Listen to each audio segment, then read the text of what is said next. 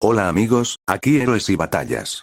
Hace unos días, la conocida revista Semana publicó un artículo sobre la adquisición de un reemplazo para los interceptores Kafir, o sea, la tan anhelada compra de un nuevo caza. Un suscriptor me pidió que diera mi opinión, y quedé de hablar al respecto, aunque como veremos por cierto motivo, no me animaba mucho la idea de cubrir el tema, tanto porque deben haber 800 canales ya leyendo la exclusiva, como porque algo in situ no me cuadra.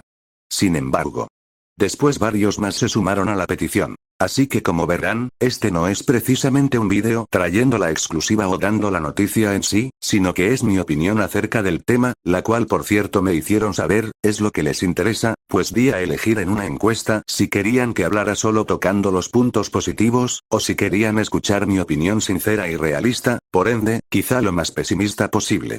Cerca del 86% votó para que hablara con honestidad al respecto, por tanto si deseas ver un vídeo que cubra el tema de un modo más neutro, te recomiendo el subido por el canal militar de Rafa Morales, el cual cubre muy bien la exclusiva, y ahonda del tema en vídeos previos. Ahora, si ya leíste el artículo, cosa que por cierto sería de utilidad antes de que veas el vídeo, debes de sentir cierto hype / esperanza, al encontrar detalles alucinantes en él, con cifras más razonables para la defensa de cualquier país que las que creíamos conocer para nosotros, la inclusión del formidable de Sol Rafale, y lo más interesante, supuestas entradas de información tanto de lo que se entiende es la presidencia de la República de Colombia, como indirectamente o a saber, del gobierno americano, el cual por un lado valida la aprobación de venta de los F-16 en un número mejor que las absurdas 15 unidades previamente nombradas, y por otro, da a entender que hay conversaciones avanzadas, por ende, un interés recíproco por parte del presidente que le abrió las puertas a un mar de criminales, y no ha hecho nada más con su vida. El artículo incluso se atreve a pronosticar la pronta llegada de aquella aprobación de venta desde el Congreso estadounidense, y da detalles alucinantes en los plazos de pago, haciendo bastante específico todo, casi como si de verdad, hubiera una entrada de información clasificada a los columnistas de Semana. Y no solo por parte del gobierno, sino al parecer de la Fuerza Aérea, ya que se precisa textualmente el coste por hora de vuelo del Kafir, en unos nada módicos $16.000. Siendo este el principal argumento de por qué sería bueno comprar un caza que consuma mucho menos, como un F-16 de $8.000. O un caza que al menos valga dicho coste de mantenimiento en razón costo-beneficio. Ejemplos aunque no nombrados, el F-18 Super Hornet, que consume más o menos eso. Ok. Así que tenemos información clasificada, vaticinios que conoceríamos a viva voz. Información técnica de la Fuerza Aérea. Tiempo estimado de pago. Y lo más interesante, una cifra y un número de aeronaves que ya se pueden empezar a entender como Fuerza Aérea. Veamos qué tanto de esto puede ser cierto. Primero pasemos a validar o verificar un punto esencial, dice la revista Semana la verdad acerca de aquella supuesta información, que más que del gobierno, se da a entender que viene completamente de la FAC, y de dónde se sacan los datos de la presidencia y el Senado estadounidense. Es imposible de confirmar o negar aquello, pues hasta que un militar de un rango importante, superior a menos a coronel no se pronuncie, es casi como aquello del amigo de mi amigo que estuvo en el desarrollo secreto de la arpía, y vio cómo le colocaban armas láser. Pero por otro lado, la revista Semana tiene un largo historial metida dentro de polémicas y noticias que podríamos llamar como especiales dentro de las Fuerzas Armadas, enviando incluso reporteros de guerra a bases bajo ataque, o fregando al coronel Mejía con una noticia que hundió su carrera injustamente. Sin embargo, en este caso vemos buenas intenciones, y en los últimos años al parecer, el obrar del medio ha sido pulcro. Aunque aún sin obviar algo muy malo hecho por ellos años atrás, el punto es que sí que están en contacto con el tema militar. Por cuanto no es demasiado descabellado asumir que todo lo que dicen es cierto. Fin del video, puedes volver a X vídeos. Mentira, pero entonces, te preguntarás, si las afirmaciones hechas por la revista son ciertas, y cuando menos recibiremos un sí, o un no del Senado americano en unos días o semanas, ¿qué es lo que no te cuadra? Bueno, tal vez has oído hablar de Heinrich Severlo. Si no, te contaré muy brevemente su historia, para extrapolar un hecho de mierda, me disculpan la palabrota, que afecta a este movimiento y hace igual de imposible que pase nada bueno en este rubro. Pero antes, aclararé algunos puntos del artículo, asumiéndolos todos como si fueran ciertos, para aclarar algunas cosas que creo también merecen ser analizadas. Número 1, la inclusión del Rafale. Hace un rato vi un reportaje del portal web Infomil, donde entrevistaban a un piloto sudafricano con muy buen inglés y bastante elocuencia, que sin embargo me hizo pensar, ¿de verdad existe una lista corta en la mente de la Fuerza Aérea? Es innegable que hay al menos 4 países interesados en vendernos sus cazas, pero eso no significa que la Fuerza Aérea desee adquirir realmente uno u otro. Y es que dejando de lado la diferencia de precios, bastante sustancial por al menos 30 millones en algunos cazas, si el artículo abre hablando de entre comillas, negociaciones avanzadas con Estados Unidos, significa que los otros 3 ya perdieron la oportunidad. Fin del tema, no veo por dónde entra el Rafale allí. Es como si una persona está decidiéndose entre 2 o más para tener una relación, pero ya tiene los preparativos de la luna de miel con una de ellas, entonces a no ser que se haga algo por debajo de cuerda, una ya se llevó el premio. Y a decir verdad, no entiendo por qué se sigue considerando esta o aquella opción. Más buena o más mala, si a todas luces la FAC parece haberse decidido por el F-16 antes de que lo inventaran. Esto por corregir un detalle, ya que me sorprende que aún exista la incertidumbre de cuál podría ser el escogido. Número 2. El coste de operaciones del Kafir. La verdad es que nunca se ha tasado ni por encima y de manera oficial el coste de operaciones de un Kafir, al menos con la conversión de desgastes y costos añadidos debido a su avanzada edad, por lo que escuchar que cuesta $16.000, y asumiendo que sea cierto, es absolutamente revelador. No tanto por lo que eso representa, ya que es un costo más o menos normal, aunque desde luego se puede optimizar. Sino porque por cada píxel en un uniforme camuflado del ejército, hay 2 pendejos que dicen que Colombia no podría operar este o aquel avión.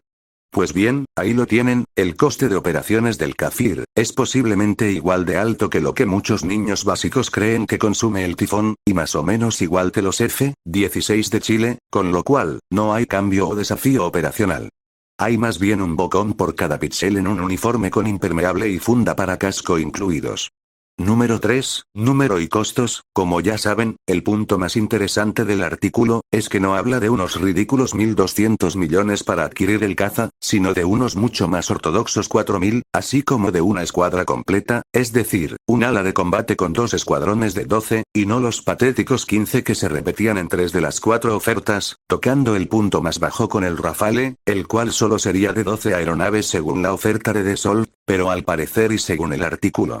La Fuerza Aérea entiende, como cabría esperar de cualquier cuerpo mínimamente profesional, que 12 no son suficientes, pues aún teniendo buena tasa de disponibilidad, el número total de cazas nunca puede ser tan bajo, que si la mitad de la flota se encuentra en mantenimiento mecánico o repostando, solo haya 6 aviones en el aire.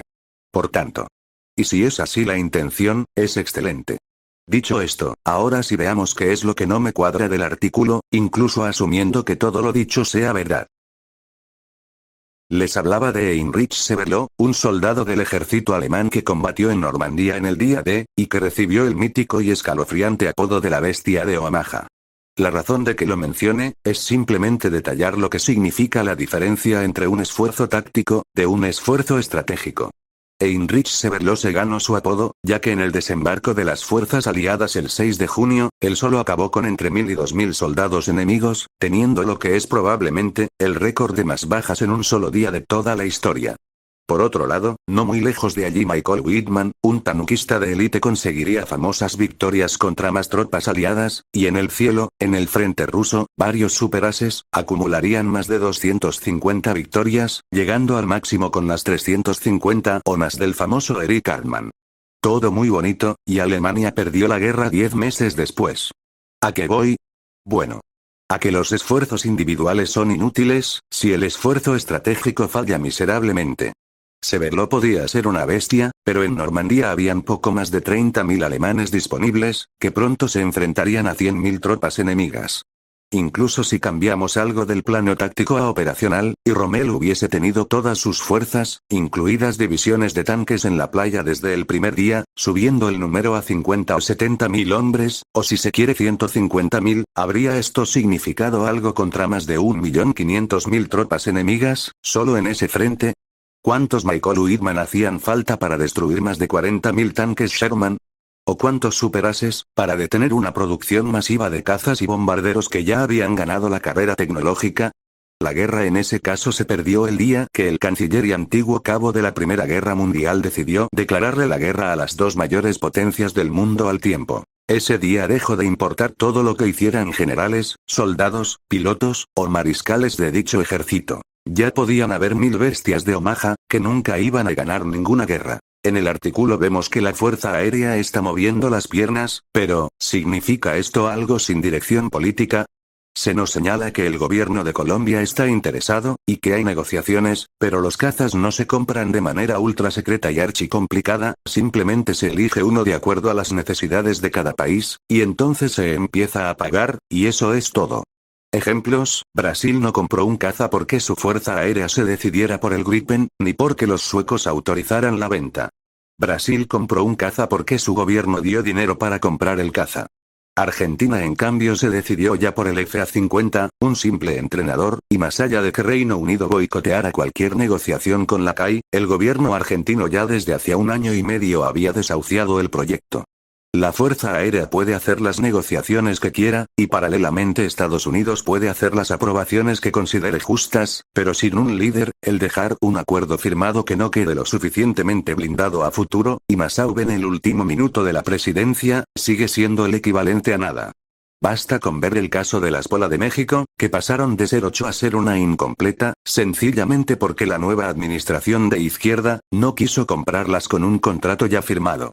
Y es que la desconfianza que profeso es tal, que si mañana mismo en Webinfo1000, lo mejor, en Caracol o RCN, dijeran con locución incluida, que Duque al fin formalizó la compra, si no dicen que pagó por adelantado al menos la mitad del monto, para hacer casi imposible invalidar la compra más adelante por perder lo invertido, y eso que recordemos que a gentes de izquierda no les importa perder casi 6.000 millones ya invertidos en un aeropuerto, entonces más que ir a celebrar, yo seguiría temiendo mínimo hasta pasadas las próximas elecciones. Duque no es un líder. Tiene alma de presentador de noticias o de locutor de radio. El 90% de los políticos del mundo hablan menos, dicen la mitad de palabras, y hacen el doble de acciones. En condiciones menos extremas, es decir, sin que la opción fuera un terrorista, la realidad es que nunca debió gobernar. Basta con ver cómo una alcaldesa de izquierda, Claudia López, profesa en varias ocasiones más talante y decisión que la que ha tenido Duque en todo lo que lleva de gobierno. Sea pronunciándose acerca de la criminalidad importada que Duque permitió, o sea exonerando y proclamando la legítima defensa de un ciudadano que no se dejó robar en un puente de Bogotá, sin miedo a que dirá hasta el reportero. Y todo esto de una persona que, como dije, es de izquierda. Ahora veamos a Duque, que siguió la fórmula de Santos de dañar al país para enaltecer, entre comillas, su nombre, esta vez no con una capitulación por un Nobel ante un grupo terrorista, sino regalándole el país a unos criminales deportados para caerle bien a otros gobiernos. Un ser dubitativo, poco hombre, cobarde hasta ante reporteros, incapaz y temeroso de que dirá la opinión pública, más absolutamente incompetente en ganarse su respeto, por ejemplo comprando aviones. Ya que piensa más, como es lógico en su cobardía, en la alaraca que le armara la izquierda, atención, sus enemigos, si se aprieta el cinturón y hace algo. Me pregunto si la izquierda pensaría en qué piensa Duque si ellos estuvieran gobernando y haciendo lo que quisieran. De personas así es imposible esperar nada. Y por cuanto de esa persona dependía más que de nadie sacar adelante esta obra, yo al menos doy por imposible ningún acuerdo formal, y aún más su sostenimiento a futuro si hay un cambio de gobierno. Ni siquiera catastrófico, sino apenas diferente. Aunque claro, si este gobierno no hace nada al final. La verdad no importa mucho quién gane en este respecto de todas maneras, porque sencillamente no hay nadie que vaya a dar la talla. Aunque en el artículo no lo decía, he escuchado que la idea es pagar ese caza casi hasta la mitad de su uso, o una tercera parte, es decir, de 6 a 10 años. Significa que por varios gobiernos, habría que tener un acuerdo blindado. O si no ver como un político con más bolas para hacer el mal, tira todo por tierra, ya que el que no las tuvo para hacer lo correcto, sencillamente no se tocó la billetera cuando debía hacerlo.